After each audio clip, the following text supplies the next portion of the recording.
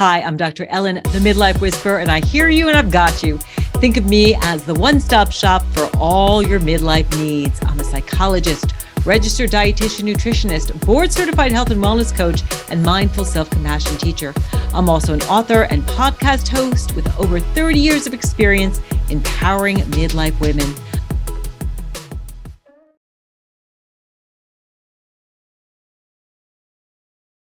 Hey, everybody. Welcome to Rock Your Midlife. I am thrilled that you are here today. If you are new, welcome to the program. And if you are returning, thanks for joining us again. This is where we have really fabulous, in-depth, informational conversations to help you rock your midlife. So whether you are working on your career, looking for more love and romance in your life, working on your health, or just want to have more fun, this is the place to be. Because let's face it, midlife is becoming hot, not just because, we're in menopause, but because all of a sudden midlife women are standing up and wanting to be seen. I'm just amazed what's happening in the media, that we're seeing more and more midlife models. We are seeing movies with midlife women. I just watched, can't remember the name of the movie. It was with Julia Roberts and George Clooney. Julia Roberts is 55 and George Clooney is 60. And it was a romantic comedy, super fun. And then I saw a movie called Leo Grande with Emma Thompson, which was amazing, about her awakening. So midlife is really becoming the place to be. And this is the place to be if you want to rock. And I want to let you know that we started a new Rock Your Midlife community. Last night was our first meeting. You can join. Just go to Rock Your Midlife. Go to themidlifewhisperer.com, click on community, and there's information about joining where you can get coaching. You can be part of workshops and meetings, meet other like-minded women. I'm going to be adding meditations and all kinds of great things. Would love to see you there. So today, if you're listening live, it is March 1st, which means spring, I think, is coming. But maybe if you live in the States, perhaps not. But it's National Nutrition Month. And this is the month where we celebrate nutrition. We give information. I'm going to be sharing a ton on Facebook and Instagram to help you eat right. I have been in RD, hard to believe, for 30 years. So I've seen so many changes in this field. I think the thing that's most exciting is that nutrition is getting more and more attention, just going back to Hippocrates, right? Let food be thy medicine. We are realizing that nutrition does everything from combating all major chronic diseases. It actually can help with things like depression, help you with those menopausal symptoms. And so you want to listen today because we are going to really be going in depth about nutrition. The focus for National Nutrition this month is on eating with sustainability. The theme is fuel for the future. So it's all about eating for the planet and eating for whatever phase of life you are at. And we are kicking off the month with two phenomenal guests who inspire you to eat right without all the dieting BS. My first guest today is nutritionist Nicole Meyer. She is founder of Nibble By Nic Nutrition. She is a whiz in the kitchen, and she's going to tell us how busy women can nail nutritious meals. And if you want to lose weight without dieting, then you're going to want to listen to my conversation with Marina Cadore. She is a best-selling author, international speaker, and executive wellbeing coach who will share her method for how to get off the weight loss roller coaster and lose 1 kilogram a week without dieting. So I'm interested in seeing what that method is all about. And Nick and I are going to have a great conversation. Wanted to share a couple of my favorite nutrition tips to kick the month off. Gosh, I think my first thing is progress, not perfection. I think there's a sense, especially if you see some of these crazy diets out there, changing everything overnight. It's fine. I just wrote an article for someone on ice cream, right? You can have that Ben and Jerry's, right? You can have those potato chips. It's about eating things mindfully, intuitively, and of course, eating more plant foods. So certainly building in those foods that you enjoy, and healthy foods are things you can enjoy, but be kind to yourself. Do it because you love your body, not because you are upset with where you're at and you want to deprive yourself and beat yourself up. So that's the first thing. Bring in that element of self-compassion. And then I am a huge advocate of whole food, plant-based eating. If you are dealing with menopause, that type of diet can really help you for a number of reasons. First of all, helps to reduce inflammation. And inflammation is really what causes a lot of pain that we experience. And it can really help you to balance your hormones eating the whole food plant-based way, particularly if you add in more soy foods. If you are struggling with your weight, plant foods are filled with fiber, so they fill you out without a lot of calories. They taste awesome. They slow you down. It takes a long time to eat a salad, right? Think about like having a fast food cheeseburger versus a salad, a little bit more work, but that whole food plant-based diet is totally the way to go. And then in terms of my best kitchen tips, and I'm so excited to get in the kitchen this month and actually share some recipes. You can check me out on Instagram at the Midlife Whisperer. I love to batch cook. I'm a huge fan of the Instapot. And I know Nick's going to share lots of other tips, but I make huge pots of food and then I use a seal a meal. I freeze them. I'm also a huge fan of what I call convenience foods, things like frozen Asian vegetables. I go to Costco. I buy the big bag of Asian vegetables. I can make a soup in minutes. I buy things like chicken breast, tofu that doesn't have the bones, not the tofu, the chicken breast. And, it makes it so much easier. And also when you're designing your plate, I love to think in terms of what's my protein?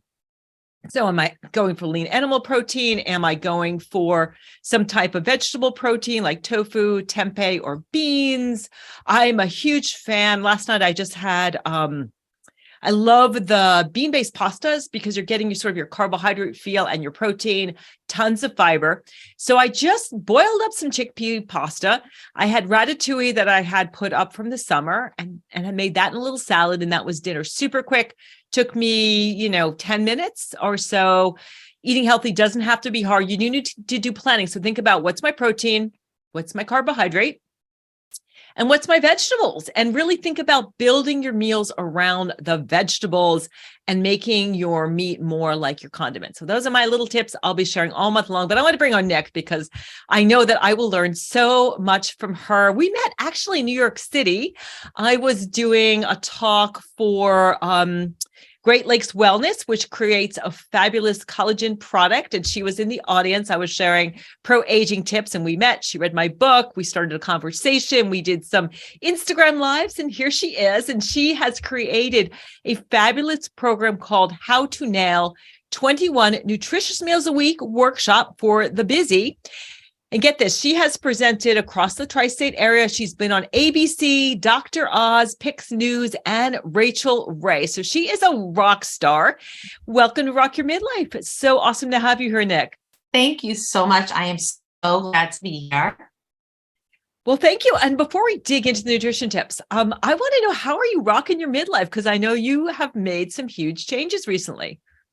Yes. Well, so we met at that Great Lake Wellness event. It was beautiful in New York City. And it was just such a great, fall event. And you were on the panel, I believe, speaking with some colleagues of yours, some other great women, about midlife and about, the changes we go through, what to expect and, what not to expect and so forth.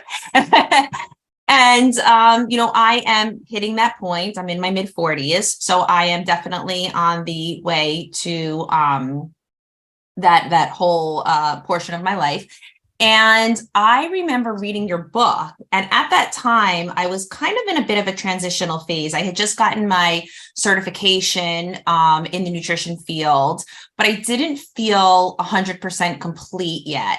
And there was something inside of me that was saying, you have to get your master's, And I read your book, like probably a couple pages every night, and I couldn't wait to read it because it was just, not only was your book so informative and appealing, it was very funny, and it had like this like quick-witted like way that you write, and I just loved it, and it really inspired me that it's never too late to make certain changes in your life. As a 40-something-year-old going back to school and really almost starting from scratch, as we were discussing before, I'm taking chemistry right now. Ah, Yeah, it's interesting. yeah, well, thank you for that. But that's a great message that you are never too old to learn something new. I know for me, it's like learned in Spanish, ukulele. That's kind of on what has been on my list of things Ukulele. to learn. So, and also astrology. So it's awesome to learn new things, learning more about nutrition. So it's going to be great to invite you into the Registered Dietitian Sisterhood. It's quite a Thank group. you. I have a few years to go, but I'm definitely looking forward to that part of my life. And yeah, I can't wait. It is a good group to be part of.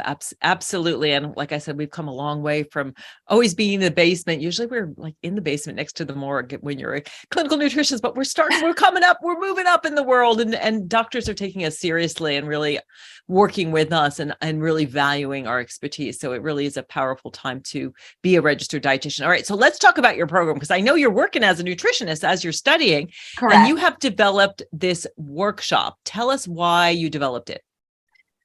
I had been in real estate, in commercial real estate in New York City for about 8 years prior to having children.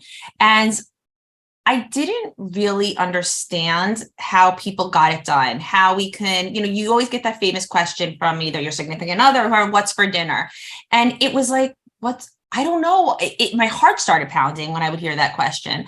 So I said to myself, there's got to be a way to make things easier, to get rid of those palpitations and really feel in charge of of not only our meal planning, but our health and our diet as well. And how can we do this while still being able to work full time, take care of the family, take care of ourselves, and so forth. So I developed a workshop with just basic tips on how to make things easier for the busy person. Yeah, it's so true. And I think we put food last, and you do have to put some planning into it, but it doesn't have to be hard. And I always tell people too, cooking is like learning to ride a bicycle. It's our learning to read. It's not something that comes naturally, like learning to speak or walk, but it's something that anybody can learn, and it's fun, and it doesn't have to be hard. So with your clients, what are some of the common struggles that you find people have in the kitchen besides the lack of time and planning? And I think there's also a confidence issue I think people feel. And, my big pet peeve is seeing people using paring knives to chop things. I'm like, can we use a chef knife here? It's like not going to hurt you, right? But what do you see? What are some of the common struggles? I think that the biggest struggle that people have to, that the hurdle for them is really the pressure that they put on themselves, that everything has to be perfect. Everything has to be, when you think of 21 meals a week, that's a lot, and that's overwhelming, and that's continuous, right? It's like you don't get a break there. If your 10-year-old has to eat, or your grandchild who you're caring for has to have, breakfast in the morning, you can't skip that. So you have to have different kind of like shortcuts and different ways that you could always go to, and that you can rely on. Like you said, with the batch cooking, an amazing tip, because having those meals ready to go alleviates us going to the fast food, going towards the snack cabinet, going towards the frozen food loaded with sodium. So yes, batch cooking is by far one of my my biggest suggestions. And I also say, weekends, yes, that is definitely a good time to prepare, but that might not work for everybody. Sometimes, people work on the weekends, or that's the time that they want to rest and relax and they don't feel like batch cooking. Maybe Monday morning, right before work, they want to wake up an hour earlier and batch cook for the week. So again, just like, to each his own, and one man's food is another man's poison. Everybody is different, and we all wire differently. So don't feel bad if you can't necessarily do something when everyone else is doing it. You carve out the time that's good for you.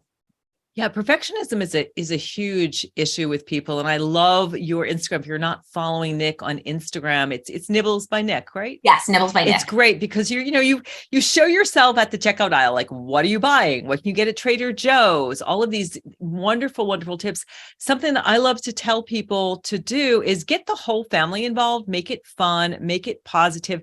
And I always tell my clients, keep 3 things on hand all the time that you can do really quickly. Like I'm a big fan of burgers, not a fast food cheeseburger, but like a, salmon burger, a veggie burger, even, like a turkey burger or maybe lean ground beef. You have that.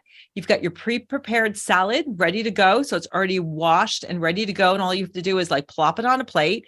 And you either have for your carbohydrate, right? You either have you can have a baked sweet potato or sweet potato fries, which are super easy, or you could just have a bun. So that might be one thing. Or maybe you have like a healthy canned soup. And I love, my man and I, we have popcorn and cut up veggies and hummus for dinner sometimes and watch a movie. Right. So we have our movie night, make it fun. It doesn't, and also, you can have cereal for dinner. Like, I think as Americans, we've got this idea that like dinner is this big meal, but you could, it's better actually to eat heavier earlier in the day because it doesn't interfere with your sleep and you're less likely to kind of overdo it. You could just say, you know what, tonight I'm just going to have cereal and I'm going to put on some frozen blueberries. So it doesn't have to be crazy. I think that's a great point. And I think that, that breakfast for dinner, that theme night, that, taking those into account. And also, when we are cooking for either children, for our spouse, for our partners, make it interesting. Like, it doesn't, if we're having chicken with broccoli and you're using, let's say, a little honey and a little coconut aminos, why can't we call it sticky, crunchy chicken over burnt broccoli? In other words, for sometimes a great idea is to pretend that we're the restaurant, we're the menu creator. And it just entices you, right? Like we eat with our eyes first. We also like hear what we're about to eat, and our ears are also in there. So I think that being creative, and again, great point, getting the family involved. I always suggest leaving out magazines and articles or anything and having a folder available, like a family folder or a household folder, and just putting the recipes that you see in there. And then whenever you're running out of ideas, you can just go to the folder, and maybe once a week, once a month, whatever works for you can be that new meal time. Yeah. And I love to, whenever I love the internet too. And it's like when I got divorced, my ex got all the cookbooks. My ex and I were actually celebrity chefs in the 90s and early 2000s. So we'd so many cookbooks. We had a radio show and everybody would send us their books. So I didn't get any of the books. But now what I do is I research things on the internet. And when I find a recipe that I like, I just print it out. And then I have a whole file of all of these things that I love to do until they sort of become things that I've actually memorized. So let's talk about, how you incorporate nutrition into your teaching, because I love the way that you do it. It's so fun. It's so effortless. It's not this like good food, bad food. Yeah. You're not, really, you're having fun with it. So how do you help people eat right and incorporate that nutrition information? Yeah, that's a great question. I think that one of the strongest ways to do that is to not make any food, as we were saying before, like ice cream, this or that, off limits, right? So in other words, let's say for an example, we have chicken nuggets in the freezer and, we're like, oh, I just don't have time. I can't think about anything, but these, I could easily whip up these chicken nuggets, right? Use the chicken nuggets like your croutons instead of eating the entire box. So in other words, take a couple out. I always tell everyone, including my children, look at portion sizes. If we're looking at the portion size, it's very rare that we're going to overdo it. We're going to, and if you want to take one extra for bonus, take one extra for bonus, and then you feel, good. But not going back for seconds and keeping that portion in control, to me, is probably one of the strongest ways that I suggest to stay in balance. Yeah, that's a great suggestion, to use those fun foods as a, like as a crouton, and also to look at the portion. Like I'm a huge fan of chocolate. There's been some controversy around chocolate because of some of the additional, maybe heavy metals that are in it, but like, having a small piece and eating it mindfully. But you also had a great recipe for making your own healthy chicken nuggets, which I loved. Absolutely. How do you do that? So one of the things that we do is we love Chick-fil-A, right? So I look up the recipe right on the internet and I say, how can I recreate this recipe with using, not 50 ingredients, maybe like, 10 or, even 8 ingredients. Brining, like brining the chicken in pickle juice is like a fabulous way to not only make it moist, but it also adds a ton of flavor. So just being a little bit, creative, and you probably have a jar of pickles lying there anyway. You don't even have to buy the pickles. So again, just like, doing what you can at home, but improvising and not, and experimenting, and not having to feel that everything has to be, created from scratch, using the internet, again, using those different recipes to incorporate into, your weekly menu. And using things like Trader Joe's. Like I love they have these little cubes of garlic and ginger. Saves so much time when you think about, like, garlic is so awesome for you. It has so many amazing plant chemicals in it that are great for you, but chopping up a bunch of garlic takes a tremendous amount of time. And they have these little cubes, you just pop them right in there. Same thing with ginger. Again, the pre-washed cut up, whether it's frozen, fresh, is so powerful. Can we get rid of the myth that somehow frozen things are not good for you? Because in some cases, frozen vegetables are actually more nutritious than fresh because they freeze them right at the point of harvest. So They get to you, and a lot of the things are intact. And that, I had this conversation with somebody interviewed me, and they were asking me about raw. And I think raw is great, but so is cooked. It's kind of like having a balance of all these things. So I'm curious, what do you tell clients who say, oh my God, I hate to cook and I just love junk food? And how do you work with people to help them get on track and see that cooking is fun and eating healthy tastes good? I think that it just takes a little bit of time, a little bit of knowledge, and, actually teaching them, like, why is it healthier? Teaching them, how everything, ties in with nutrition, sleep, and our patterns and our exercise and everything else. I do come across a lot of people say, oh, I hate to cook, but, you don't have to. I think, again, people get very intimidated. We don't have to be Julia Child. We can take the shortcuts. So it's okay to buy like you were saying, the ginger and the garlic already frozen. It's okay to buy the mirepoix chopped up already. We shouldn't have to feel guilty about being timely and making things less stressful for ourselves in the kitchen. So again, doing those easy things, and then buying, like, there's all these wonderful ingredients now, like a Primal Kitchen or Bonza, or oh my God, there's so many of them right now. There's the one I'm thinking of with the tortillas, it'll come to me, Siete brand. But there's all these great, grain-free products and all these wonderful, we don't have to do everything from scratch anymore. We don't have to be, Martha Stewart and do everything like, we could use those shortcuts and be healthier and be, feel good about that. Yep. So your tips, we've got use shortcuts, certainly do the planning, take the pressure off yourself, use all of those like things that are like pre-done. And when you're, having something like a chicken nugget, make sure that you are like aware of portion sizes, read the bag for what a portion size is. So it's not the whole bag. Sometimes they give you the portion for the whole bag, but get in the habit of reading labels. Do you have a number one tip that we haven't mentioned? I would say using vegetables as your vessels, like almost picture your vegetables as a boat, and always try and include them as much as you can in your day, whether you're roasting them, whether it's a salad, whether you're using it as a pasta, whether you're using it as a rice. Like we said, there's so many products out right now.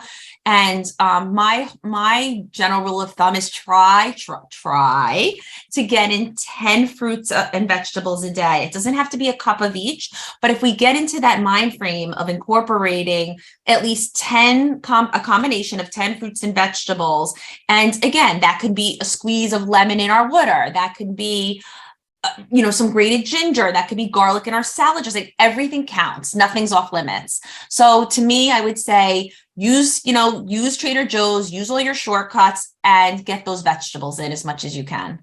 One of my favorite things to do is zoodling. Have you zoodled? I don't do it like from the zoodler. Oh, that's so great. OXO makes this great machine where you just take your vegetable, you put it in and you just twirl it, especially during garden season, when we have so much Mm. zucchini and winter squash and beets, and it's fun and it's wonderful to mix with your pasta. So you're actually increasing the volume of the food that you're eating, decreasing the calories, increasing the flavor, getting more vegetables in, and they're super inexpensive and very fun. I bought one for my dad for his birthday, and he doesn't spend much time in the kitchen because my mom is so awesome, but he is such a zoodling genius. He just love to use the zoodler, and he's been having so much fun with that. So have a few more minutes. I want to cover too. What does your typical day of meal planning look like for you? Because you've got children, right? How old are your kids? Yeah, my kids they're not super young. My son is going to be 13 and my daughter is 16. So I kind of went from that, you know, having to do everything for them to letting them, take a little bit control. And I think that is actually a great tip is to, when you do have, children and you want them to eat healthy as they can, and to also learn how to meal prep themselves, is to really just let them do it. Like, it's kind of a pain sometimes to have them in the kitchen because you just know it's going to get messier. But I strongly suggest doing it, when you do have the time, because when they are in the kitchen, they are automatically going to eat more of what you make, right?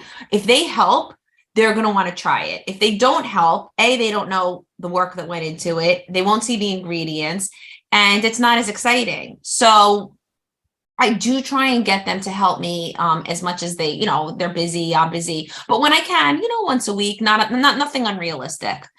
So I would say, yeah, like I definitely do a lot of my planning on the weekend, maybe on a Sunday. I'll try and do my shopping on, let's say, a Saturday. And then my best time to do everything is first thing in the morning. I find I'm the clearest. I have the least on my mind. And I oftentimes I'll really just cook dinner first thing. I know it sounds absolutely bizarre, but if you cook dinner first thing in the morning, it takes a weight off of you. And it's okay to, if it's not, of course, something meat or something that will go bad, it's okay to leave, vegetables in a pot with a lid on. It's okay to put something in the refrigerator and to reheat it. It takes a humongous weight off your shoulders, and nothing can get in the way first thing in the morning that can get in the way 5, 6 p.m. at night.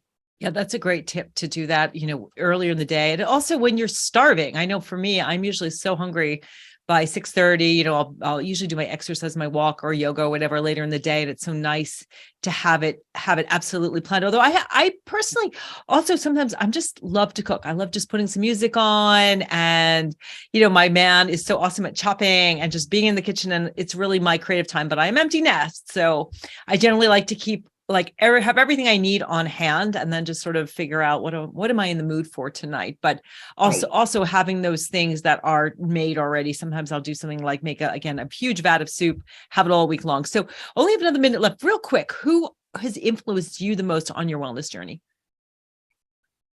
Good. I would say, that's a really good question. I would say just meeting, I don't know that it's been one person. It's putting yourself out there and just meeting all different types of people. For example, meeting you, you made a huge dent in my life. As I said before, when I decided that I was tossing back and forth, going back to school, and, it's these, when these people that you meet and they don't even realize, like, you wouldn't have even realized that you made an impact on my life until I reached out to you. But it's just talking to different people, seeing where they are. And most people do want to help and are friendly. And I think that that's something that we sometimes get nervous about, like, oh, if I reach out to this person, are they going to squash me? Are they going to make me feel bad about myself? I know I felt like that in my own social media platform, reaching out to people and asking, how do you get bigger? How do you do this? How do you do that?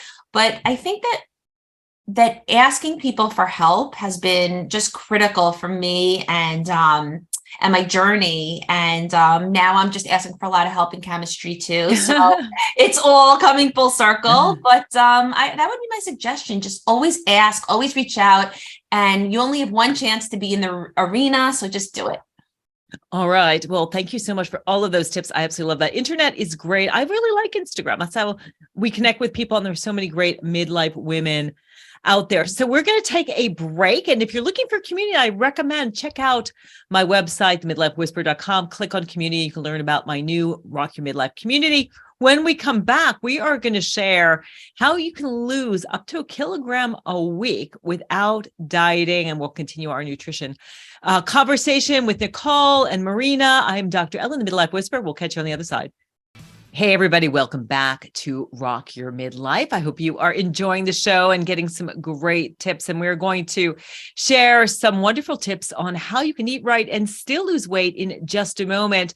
And if you are enjoying the show, please leave me a review. If you leave a review, it helps other women find the show as well. So I would really appreciate that. So now we're going to switch gears a little bit. We are going to talk with Marina Cadore, who is a best-selling author, international speaker, and executive well-being coach.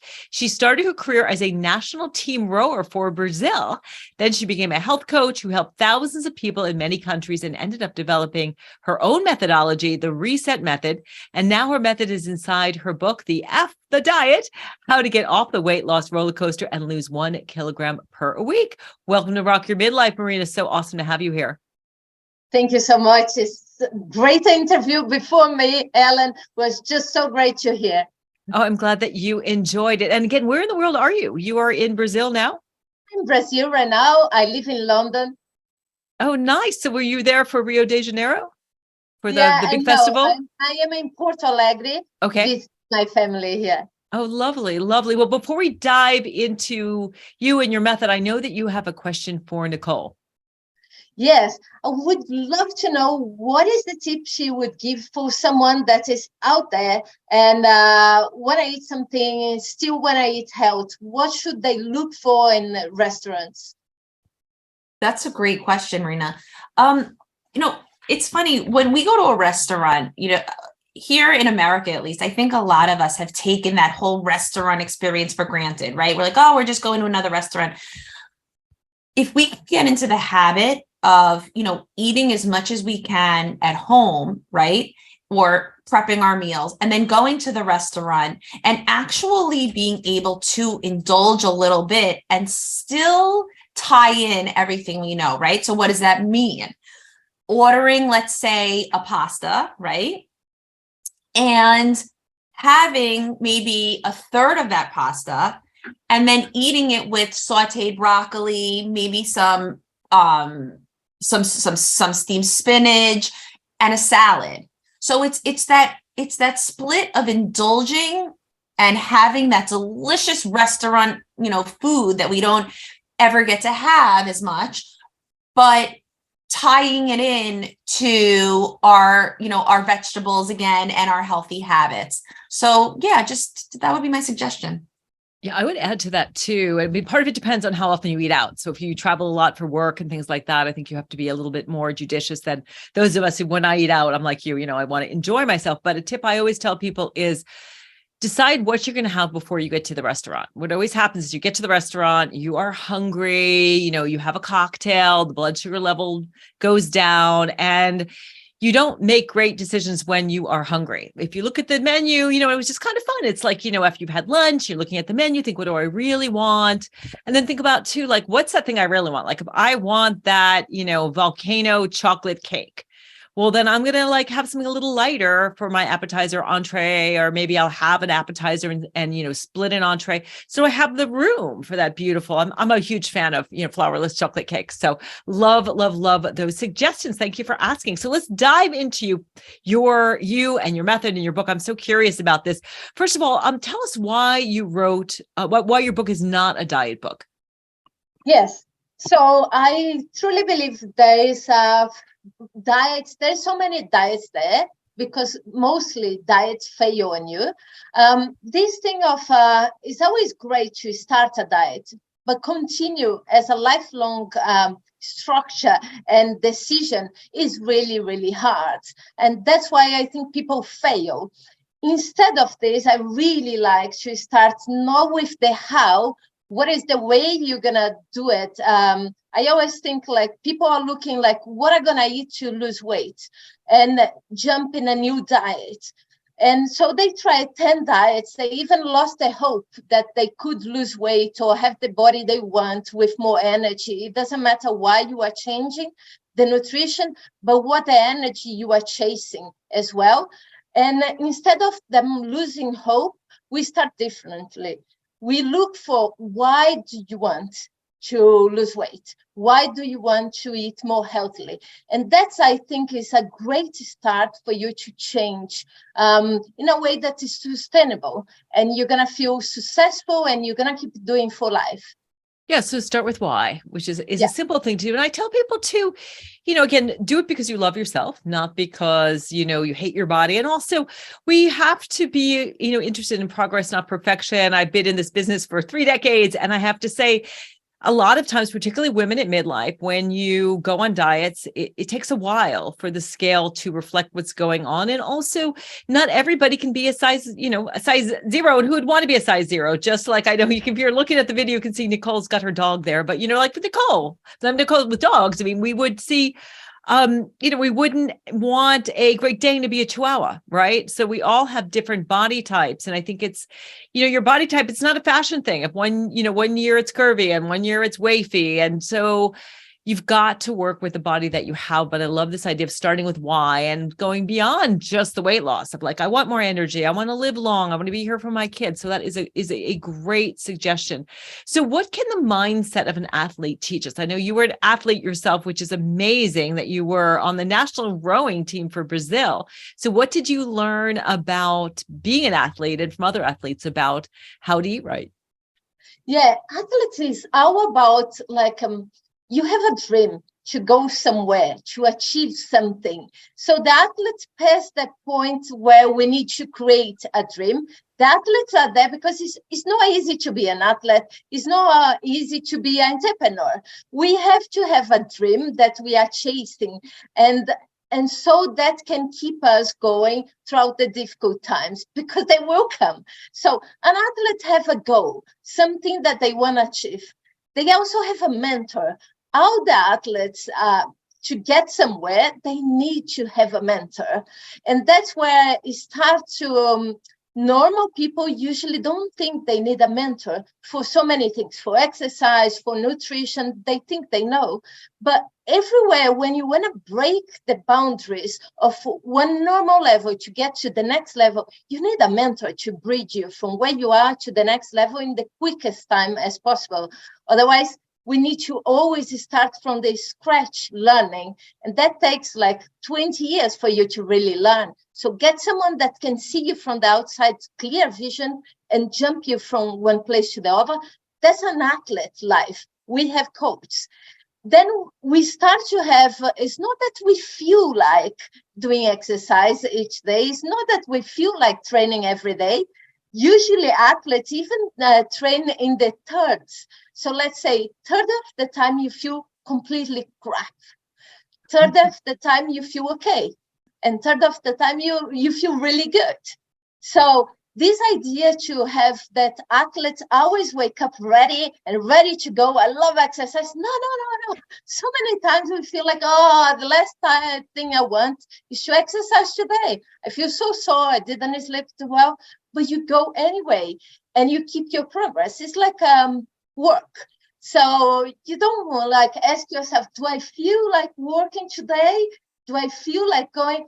No, you go there, you give your best and you feel satisfied. So athletes have this mind to keep going. And then you start to translate these things for what people really know is about their business, about their family, is about, and bringing, is not creating something new, but bringing what they already apply in other areas of their life to themselves, to take care of themselves. So it's easy. It's actually easy because you teach what they already know, but they're not looking in this point, in this area of their life, and they think they don't have. Yeah, those are awesome tips. So get a mentor. get a coach, get a mentor, get somebody who is good at doing this. I have that do that all the time. Last night in my community, there were women who were great at play. There were women who were great at health and well-being. There were women who were great at work. And I all had them, connect with each other and find someone who is good at the opposite thing that you're working on, which is amazing because there's things that we're all good at. So get some help, get some support. Have some specific goals, right? Specific, measurable, achievable, realistic, time sensitive. Realize that you're going to have up days and you're going to have down days. I love what you said about athletes. I know that myself, I have the habit of moving my body every single day, minimum of an hour, going for a walk, doing yoga. I don't always love to do it, but I know that after I do it, I will feel good and it will help me with my overall well-being. It'll help me with my sleep. So really important to know that it's okay if you have off days. And also, I love the piece that you said, look at your strengths. Where can you bring in the things that you're good at? How can you bring that into your health and wellness journey? So how do we change unwanted behaviors? I'm always working with people on behavior change, and I find that changing the behaviors that you want to get rid of is so difficult. Do you have tips on the thoughts and actions you can take so that who you want to be is in harmony with who you are right now? Yes, I always think, first of all, people get a stuck vision of their selves. So they stop, and we are talking about midlife. And sometimes people will see themselves for a long time as one single thing. But I think people are a book full of opportunities. They have full possibilities that they never discover. Let's just use one example of my life. One time I got really, really sick. And until that point, I didn't know I could write. I thought it was a horrendous writer. But at this point, my body just broke in completely. And I started to write poetry. And I wrote amazing poetry. And it was one side of myself that just appeared in a different situation, a different environment. So I love to say that, you have so many possibilities in so many parts of you that you haven't tapped in yet. But you say about changing an unwanted behavior, we always think about we are wired to go towards pleasure and avoid pain. So that's very clear. If I say to you, tomorrow, you cannot eat any sugar and you can't eat 1,000 calories out of your diet. And what is this for you? It's pain. So how do you expect that someone to go there excited about and continue this? The body's freaking out. So tomorrow will be pure pain. I'm going to eat crazily before I start on Monday. And so, as I don't know if you are like me, but in the first day, I start to weigh myself and say, I must have lost quite a lot already because I'm suffering so much. And then on the fourth day, you're like, oh, I can't bear. Everything I'm thinking is the food I'm not eating. So always think about how can we make a program that is something that is pleasurable for you. So changing the way we think, what we are doing, will change everything. If I look at you and I find your why you want to change, and maybe you want to be really healthy for your grandchildren. Maybe something like, I want to start to hike and I want to do most of the hikes, I don't know, that I read in the 100 hikes you should do in your life. And I just don't feel capable of. So, well, we can change this and we can put you in a state that you can do your hikes, and we can do this easily. And so we start to look towards what is the pleasure we can gain towards the change, and stop focusing in the pain, start focusing in the pleasure. So we start to have something that is aligned with what you really want and not pain. Then we start to have results. It's driving the people from a place that something that water their eyes, like that's what I really want. And usually it's not in the first layer. We have to tap in many layers. When we get to this point, people really want, and it doesn't matter what they decided 100%, they will do whatever it takes. Yeah, that's a great tip. I had a client when I was a personal fitness trainer, and she would go on these great bike races, and she would, she climbed Machu Picchu, and she was like, I need to get in shape. I just bought, a ticket. It was like when I went to Costa Rica, I was like, all right, well, I was in good shape, but I wanted to get even better shape because I knew that we were going to be doing all kinds of outdoor activities. So that's great to look at the positive thing that you want to gain. And it's always so much about when you're facing your food about being able to have that bigger vision, bigger than that immediate desire. Like there's that desire, like I want the cake now, or I want the donut now, instead of I want to be in great shape, be here for my grandkids. But I think you have to really blow that up. I think journaling is really great for that. Vision boarding is really great for that. Being in support groups is great for that. So you're around people who are going to help you to water and grow that vision. So I know you talk a lot about stress, and we know that like stress certainly raises cortisol levels, which increase your appetite, increase fat deposition around the middle. Why is stress, releasing stress, so important for losing weight? First, stress. We are feeling really overwhelmed, stressed. We are feeling body sensations that are not really great when we are stressed. First of all, we're going to feel overwhelmed to cook or to have the best choice. We just want to get something done. Food is done. So we're going to have choices that are not great for us. Second of all, dysregulation, hormonal dysregulation. When we bring too much cortisol, when we don't produce enough melatonin to sleep well, we always going to have the next day or the same day, we having really wrong worse decisions about the food we want to eat, but also we are deprived in sleep.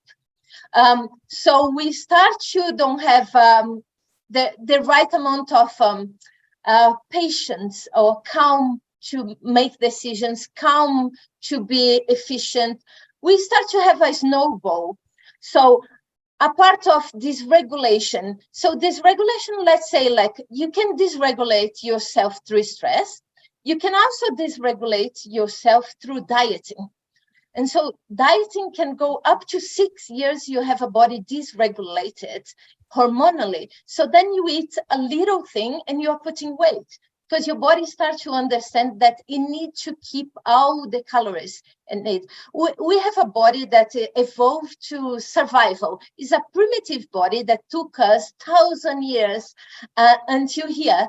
So this industrialized life that we have nibbles and up to 10 pieces of meal per day, up to 10. And before 1970 was 3 meals, the fortunate ones, 3 meals per day. Now we are up to 10.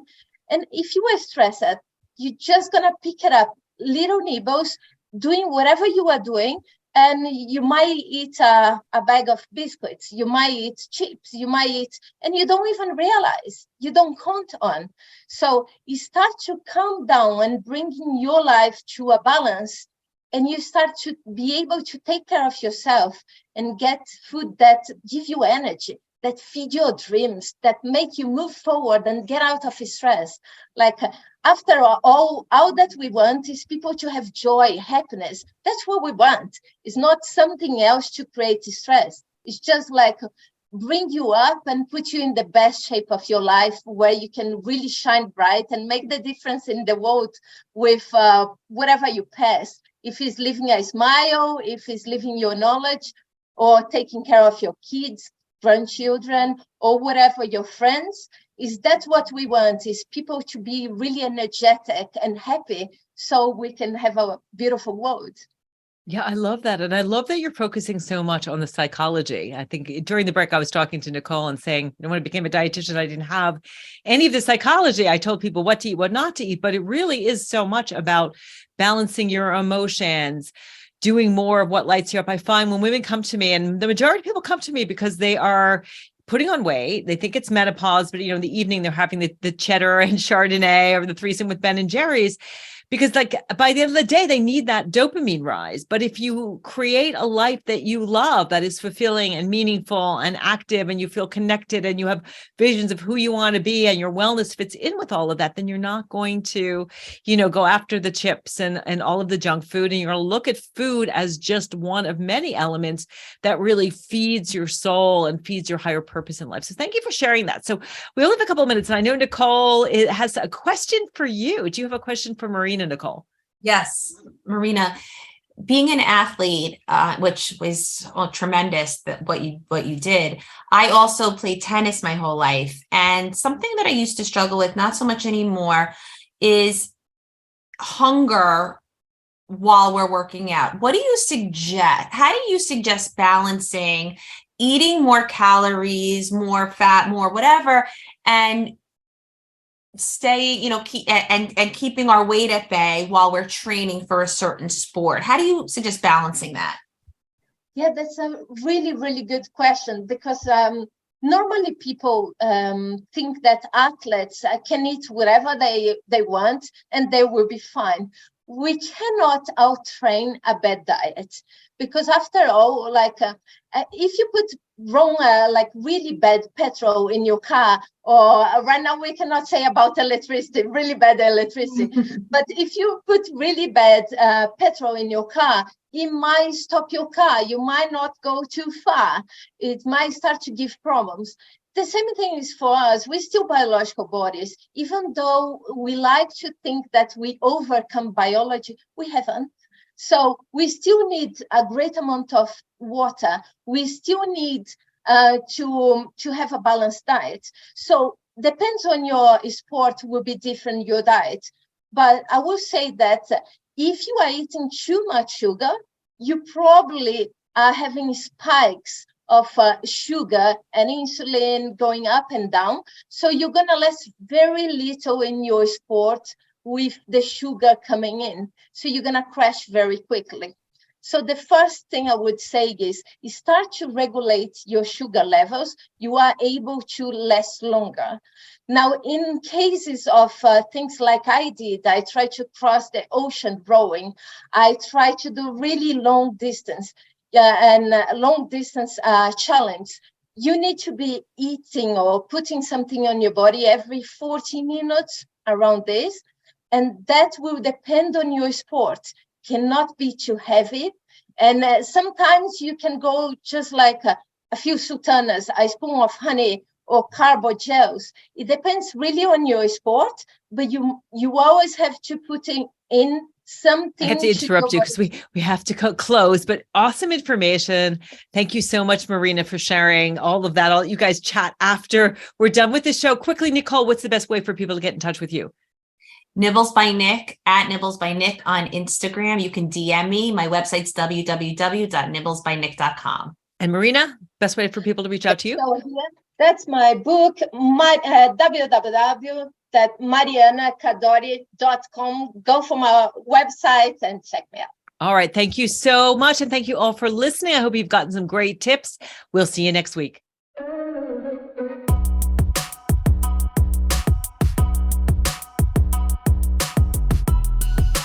Midlife can be challenging. You may be sandwiched between growing kids and aging parents, dealing with menopause or a health issue, and trying to find work-life balance. Or maybe your life looks good on the outside, but inside you're feeling stuck and wondering how to get your confidence, energy, and joy back. Hi, I'm Dr. Ellen, the Midlife Whisperer, and I hear you and I've got you. Think of me as the one-stop shop for all your midlife needs. I'm a psychologist, registered dietitian, nutritionist, board-certified health and wellness coach, and mindful self-compassion teacher. I'm also an author and podcast host with over 30 years of experience empowering midlife women. I provide inspiration and wisdom to help you transform your health, your mindset, your relationships, and your life so you can rock midlife.